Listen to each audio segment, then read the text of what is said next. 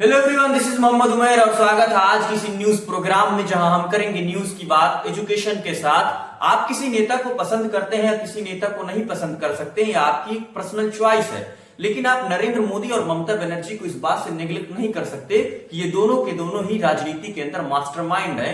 और आज की इस एपिसोड में हम बात करेंगे ममता बनर्जी की, जिन्होंने एसआईआर की प्रक्रिया को लेकर के कल सुप्रीम कोर्ट में अपने आप खुद डिफेंड किया, यानी कि खुद ही एक वकील बनकर के पेश हुई। जानेंगे इस एपिसोड में कल क्या हुआ। चलिए शुरू करते हैं शुरू से।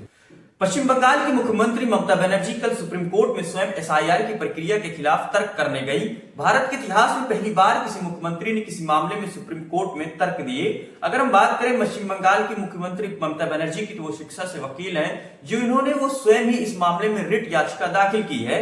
उन्होंने कोर्ट से कहा कि एसआईआर का जो लक्ष्य है वो लोगों को मतदाता सूची में निकालना नहीं, बल्कि उनको मतदाता सूची से बाहर करना है। इसको समझाने के लिए मैं थोड़ा आपको इतिहास में पीछे लेकर के चलता हूं कि जब हमारा देश आजाद हुआ, जब इस देश का बंटवारा हुआ, हिंदुस्तान पाकिस्तान का बंटवारा हुआ, तब जब उस समय एसआईआर की प्रक्रिया हुई, जब उस समय लोगों की मतदाता सूची में नाम जोड़ा गया, तो उस समय लोगों को, यानी कि उस समय ईसीआई यानी कि इलेक्शन कमीशन ऑफ इंडिया का एक ये लक्ष्य था, मतदाता सूची का ये लक्ष्य था कि हम कैसे सबको वोटर लिस्ट में जोड़ दें। यानी कि उनका लक्ष्य ये होता था कि कोई भी बंदा बचने ना पाए, सबको हम कैसे ना कैसे करके उसको वोटर लिस्ट में जोड़ दें। लेकिन ममता बनर्जी ने कल एक तर्क दिया कि हमारे देश का जो एसआईआर की प्रक्रिया हो रही है, ये लोगों को जोड़ने का नहीं बल्कि लोगों को निकालने की प्रक्रिया हो रही है। उन्होंने ये कहा कि अगर किसी के नाम में स्पेलिंग की मिस्टेक हो जा रही है तो एसआईआर वाले उसको भी निकाल दे रहे हैं। यानी कि अगर मैं आपको एक एग्जांपल दूं कि जैसे पश्चिम बंगाल के अंदर एक बहुत फेमस है दत्ता, तो यार दत्ता की स्पेलिंग तो दो तीन हो सकती, दो हो सकती है, जैसे DUTT ए दत्ता या DATT ए दत्ता, तो यार दोनों तरह से लिखा जा रहा है। लेकिन उन्होंने क्या किया कि अगर स्पेलिंग भी मिस्टेक है तो उसको भी एसआईआर की प्रक्रिया से बाहर किए जा रहे हैं। उसके बाद ये भी कहा गया है, उन्होंने तर्क दिया कि अगर किसी का सरनेम चेंज हो गया है, यानी कि अगर किसी का सरनेम चेंज हो गया, कोई लड़की है जिसकी शादी हुई, पहले उसका बाप का सरनेम था, जब शादी हुई तो उसके पति का सरनेम लग गया, तो उसको भी उन्होंने बाहर निकाल दिया, यानी कि एसआईआर की प्रक्रिया में नहीं जोड़ा। मतलब यार इनके अंदर वाकई ये गड़बड़ी है। या आप देखे होंगे पिछली बार एक जनरल को क्या कहते हैं नोटिस आ गया था कि आपके एसआईआर की प्रक्रिया में नाम नहीं है। यूसुफ पठान का नाम आ गया था कि आपका एसआईआर की प्रक्रिया में नाम नहीं, आपको नोटिस आया है, आप प्रूफ करिए कि आप इस देश के नागरिक हैं। मतलब जो बंदा इस देश के लिए खेल चुका है, जो इस देश को रिप्रेजेंट कर चुका है, आप ही उसको नोटिस भेज दिए जा रहे हैं। और उन्होंने कहा कि बंगाल के अंदर 1.4 करोड़ वोटर का नाम डिलीट कर दिया जा चुका है। मतलब 1.4 यानी कि 1 करोड़ 40 लाख लोगों का नाम काट दिया जा चुका है एसआईआर की प्रक्रिया में।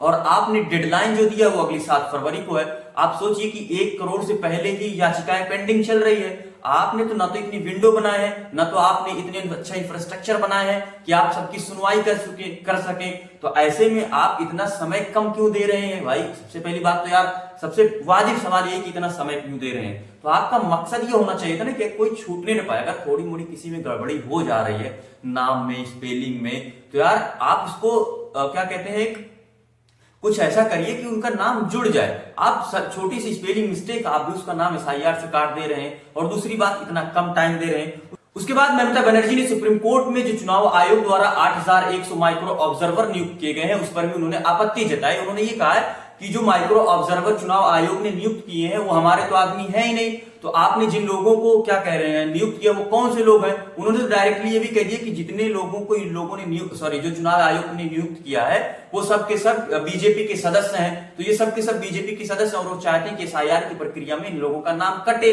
तो इन्होंने इस चीज पर भी आपत्ति जताई है। इस पर आयोग के वकील ने यह कहा है कि माइक्रो ऑब्जर्वर इसलिए बनाए गए हैं क्योंकि राज्य की सरकार इसमें सहयोग नहीं कर रही थी। यानी कि बेसिकली जो आपकी सरकार है पश्चिम बंगाल में, जो ममता बनर्जी की सरकार है, वो सहयोग ही नहीं कर रही थी कि हम उनके एम्प्लॉय को माइक्रो ऑब्जर्वर बनाएं। इसलिए हमको अलग से माइक्रो ऑब्जर्वर बनाने के लिए लोगों को नियुक्त किया गया है। लेकिन ये नहीं बताया गया कि किनको नियुक्त किया गया है। तो ये था कल का पूरा मामला।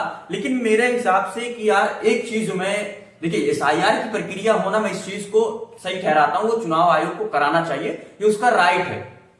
लेकिन मेरा यहाँ पे चुनाव आयोग से एक सवाल ये है कि आपको इतनी जल्दी क्या पड़ी? अभी अप्रैल या मई के अंदर तो क्या कहते हैं पश्चिम बंगाल के अंदर चुनाव है। आप 7 फरवरी की डेडलाइन दे रखे हैं कि 7 फरवरी दीजिए।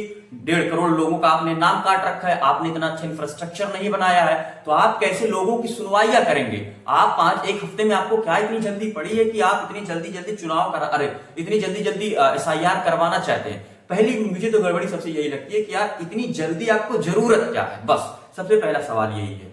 और मुझे लगता है दूसरी बात कि यार ममता बनर्जी के अंदर एक विपक्ष निभाने का जो एक जज्बा है वो विपक्ष के अंदर नहीं है जो ममता बनर्जी के अंदर है। जो विपक्ष है वो विपक्ष के अंदर अब खाली बड़े बड़े प्रोटेस्ट करना और बड़ी बड़ी भाषण देना, भाषणबाजी करना, अब खाली विपक्ष के अंदर इतनी ही वो है।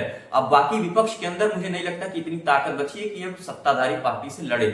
लेकिन जो ममता बनर्जी ने किया, जो उन्होंने पूरा गेम पलट दिया, यानी कि जो एसआईआर की प्रक्रिया भी सुप्रीम कोर्ट में चल रही थी लेकिन उसको एक हेडलाइन बना देना, नेशनल हेडलाइन बना देना, ये ममता बनर्जी ने कर दिखाया और खुद को सुप्रीम कोर्ट में रिप्रेजेंट किया और खुद को डिफेंड किया।